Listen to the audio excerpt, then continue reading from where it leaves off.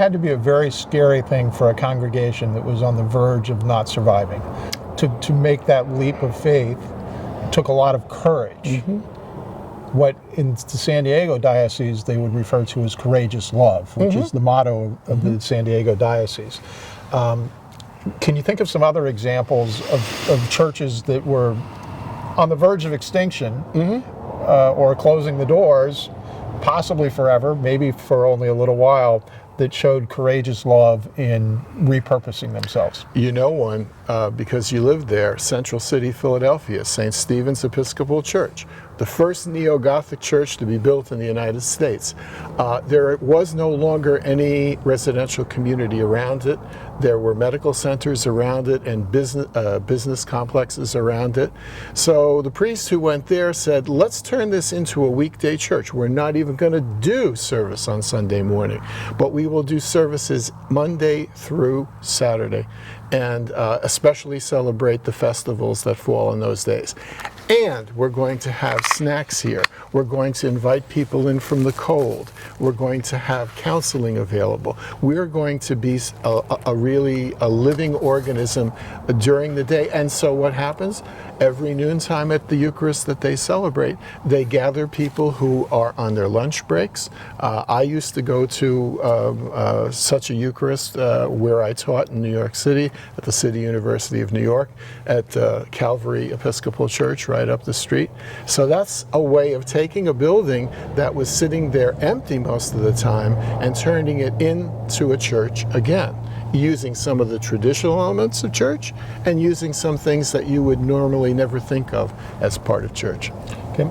As you well know, at St. Barnabas, we are currently in the process of beginning the process of calling a new rector, and we're trying to engage in a discernment process which looks inward but also needs to look outward, and to be aware of what's going on in the community around us.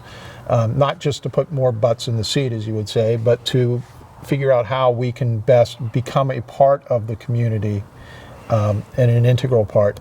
I think you've got some examples in your book of parishes that paid attention to changes in their community and looked outwards.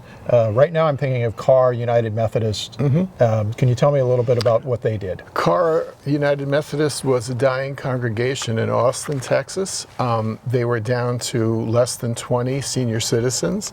The bishop of that district came in and proposed to them that they think hard about the future. They did. And one of the things they did is they invited a Zimbabwean congregation that needed a place to worship and to congregate to come in, and they called it Shepherd's House. So Carr, in a certain sense, died and rose again as the Shepherd's House United Methodist Church. And the two congregations merged. In fact, it was very important for the Zimbabweans to also use a lot of English in their liturgy, and it put together two groups of people who might never have found one another. So that's a wonderful example of re-rooting in a community. You don't have to change the name. Sometimes churches do this, but it's taking a new place at the center of life, as Sam well said. Let's talk, if you don't mind, about the example from your book which seems to get the most attention. Kansas City, Missouri, Troost Avenue, Thelma's Kitchen, reconciliation services. We had an intern at my parish back east some 12 years ago. And he bounced from a parish to running a social service agency, and then eventually came to the place that he and his wife and his kids had started out, which was Kansas City.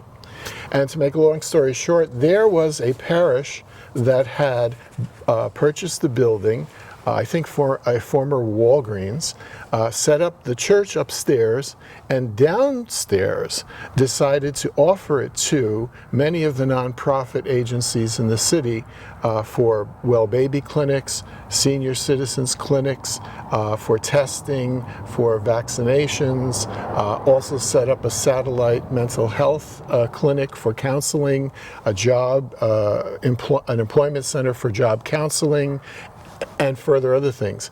Eventually, what happened is they took part of it and turned it into Thelma's Kitchen, and they made a deal with the local Culinary Institute so that the faculty of that institute and students of that institute would train there.